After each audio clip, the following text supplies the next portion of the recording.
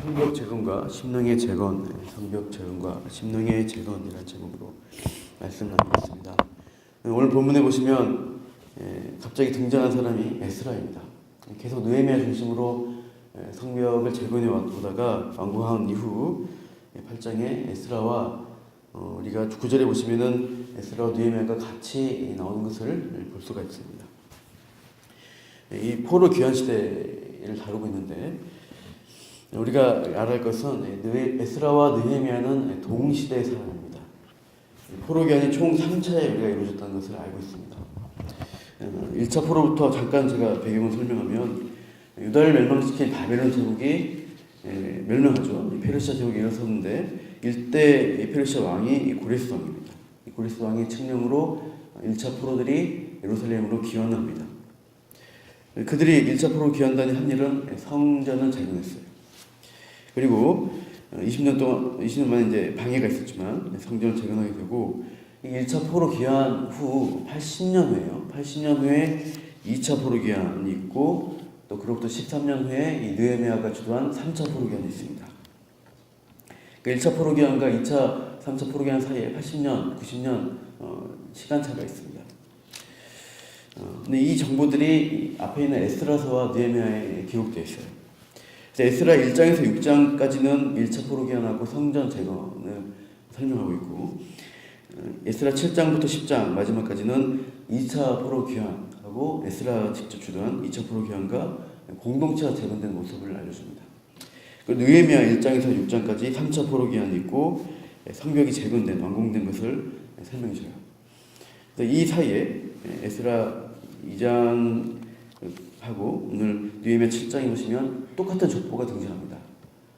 이 족보를 통해서 이 사이에 에스라서하고 느헤미야 사이에 성전 재건, 그 다음에 공동체 말씀 부흥동을 통한 공동체 재건, 에스라가 했던 것, 그 다음에 느헤미야 와서 성벽을 재건한 모습으로 세 가지 재건이 있어요. 에스라 느헤미야는 사실 한 권의 책입니다. 원래 구약 성경 쓸 때 한 권의 책으로 쓰였는데 후대 라틴어 번역되면서 사람들이 두 권으로 나눠서 취급하면서 이제 에스라서, 느헤미야서 이렇게 나눠서 이름 붙였는데 본래 히브리어로 볼 때는 한 권입니다. 그래서 이 전체로 볼 때 에스라, 느헤미야 연결해서 보면은 성전 재건, 말씀 부흥을 통한 공동체 재건, 그리고 성벽의 재건을 통해서 이 하나님이 이 거룩한 도성 예루살렘이 어떻게 회복되고 재건되는가를 보여주고 있습니다. 이런 성경적 배경 우리가 보게 되고 보면서 오늘 우리가 느헤미야 6장 보시면은 성벽 재건을 완공하는 장면이 6장 15절에 있습니다.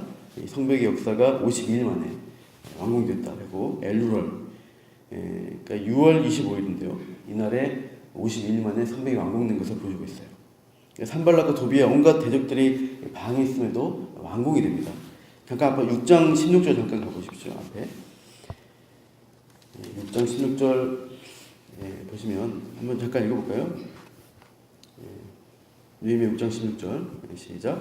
우리 모든 대적과 주위에 있는 이방 족속들이 이를 듣고 다 두려워하여 크게 낙담하였으니 그들이 우리 하나님께서 이 역사를 이루신 것을 알미니라. 계속 그 대적들은 느헤미야에게 두려움을 끼치려고 했습니다. 방해하고 두려움을 끼하고 겁주고 조롱하고 이렇게 했는데 결론은 뭐냐면 대적들이 느헤미야 백성들을 두렵게 하려고 애썼지만 결국 두려움에 빠진 결과는 그 대적들이라는 거예요. 하나님의 일을 방해하는 세력들이 결국에는 하나님이 마지막 때 일하심으로써 그들이 심판 때 서게 되고 두려움의 일들을 당하는 것이 그 결론이라는 것입니다.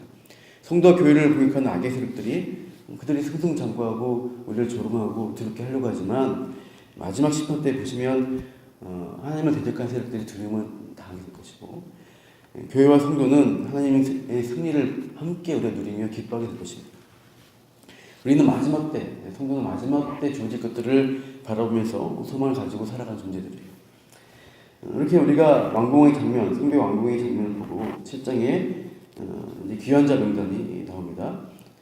그리고 오늘 본문에 속한 8장 이후에 다시 공동체에 대한 흐름이 있어요.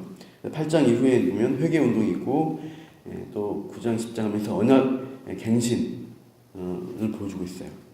그러니까 성전 재건, 공동체 재건, 성벽 재건으로 거룩한 도성 예루살렘이 하나님 나라가 회복되고 세워졌지만 한 번으로 다 된 것이 아니라는 것이죠. 지속적인 회복과 갱신의 노력이 계속 공동체 안에 있어야 함을 가르쳐주고 있어요.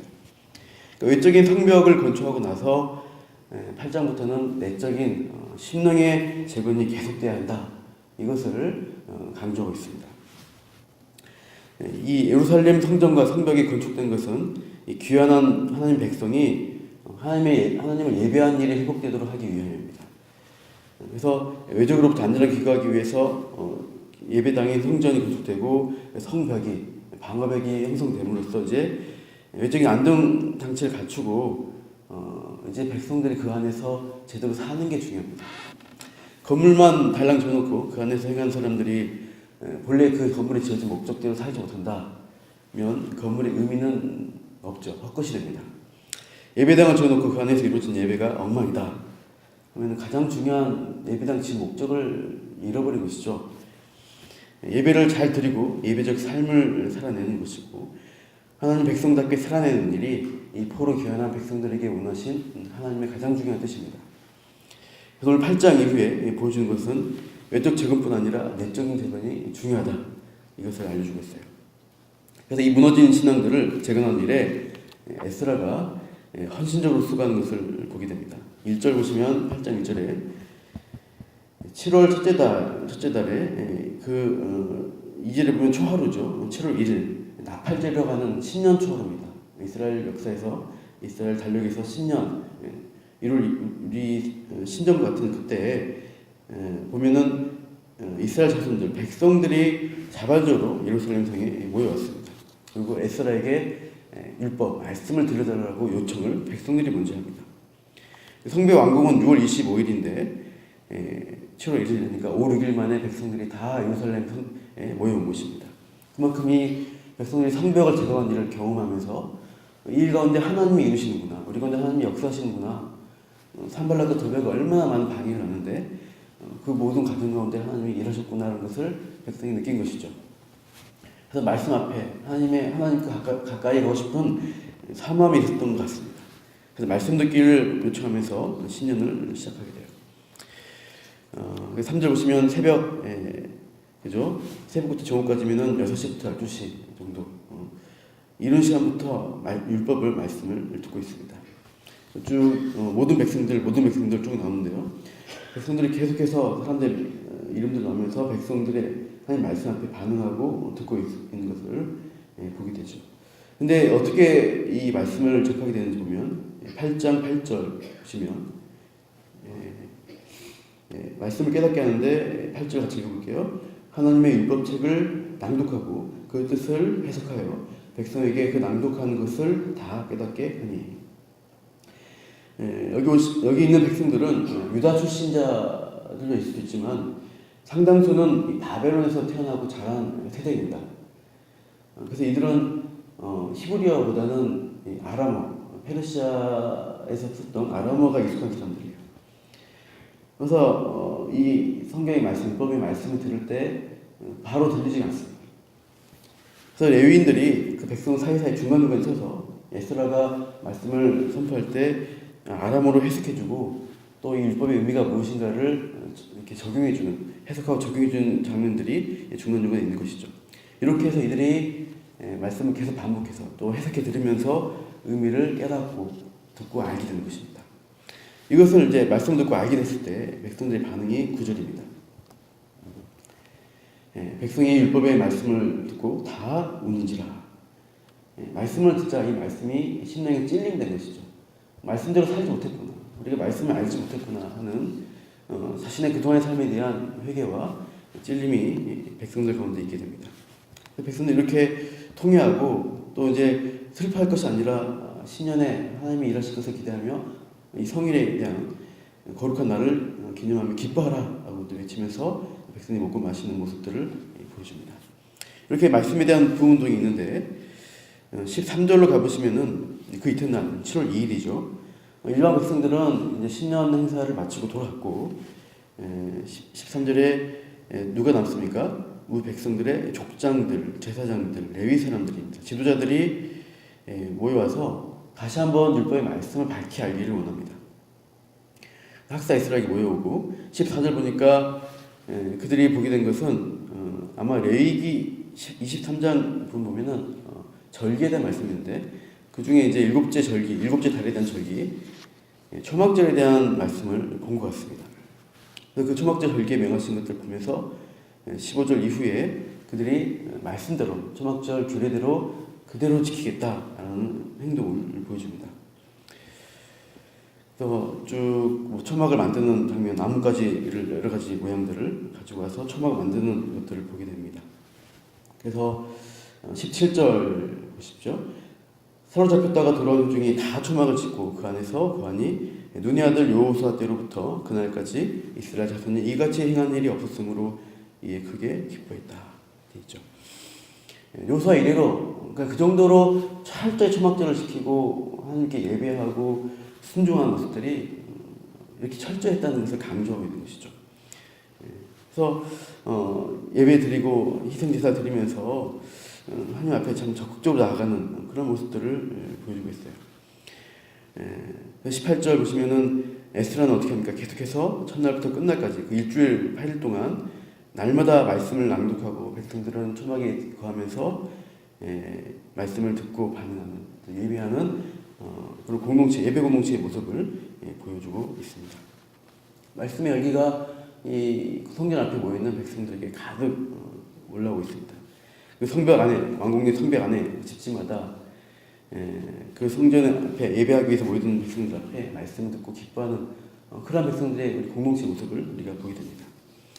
우리가 말씀을 들을 때 예배당에 그냥 앉아있는 것이 아니라 말씀이 내 심령에 들려져서 무의미한 것이 아니라 내 삶을 바꾸고 노력하게 하고 열심을 내게 하고 또는 근심하며 내 자신에 대해서 회개하게 하는 그런 일들이 백성들 가운데 있는 것입니다. 오늘도 우리가 예배당에 나와 있죠. 또 주일날 예배하기 위해서 나올 것입니다. 그럴 때 우리가 형식만 지키는 것이 아니라 하나님이 진짜로 원하는 것은 우리 심령의 재건이죠.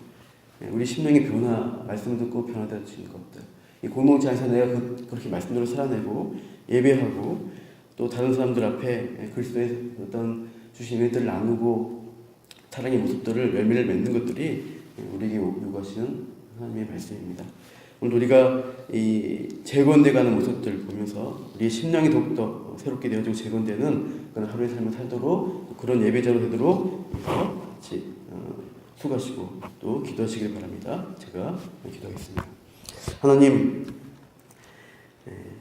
느헤미야의 성벽이 완공된 것 이후에 이 귀한 공동체 백성들은 10년 초월에 모여서 말씀 듣기를 사모했고 또 말씀을 들으면서 또 회개하며 또 하나님이 주신 거룩한 날을 기억하며 함께 영적인 기쁨을 나눴던 것을 보게 됩니다. 또 지도자들은 더욱더 하나님 말씀 앞에 더 순종하기 위해서 솔선수범하여 절기를 지키고 순종하는 모습들을 보여주었습니다. 오늘 우리가 지어진 건물 안에 몸만 오는 것이 아니라 하나님이 원하시는 우리 심령, 마음의 변화를 우리가 이루어내며 그 심령을 주님께 드릴 수 있도록 우리를 붙들어 주시옵소서. 오늘도 말씀을 들을 때 듣는 길을 열어주셔서 이 말씀 우리 심령에 찔려지고 새겨지고 참 우리 영혼의 변화를 일으키는 역사하는 말씀으로 우리에게 임하여 주셔서 오늘 하루를 살아낼 때도 하나님이 기뻐하는 삶을 또 우리 심령이 회복되고 재건되어지는 그런 하루의 삶을 살도록 붙들어 주시옵소서. 기도하며 또 그렇게 우리가 결단하며 나가는 복된 시간으로 인도하여 주시길 간구하며 감사하며 예수님 이름으로 기도합니다.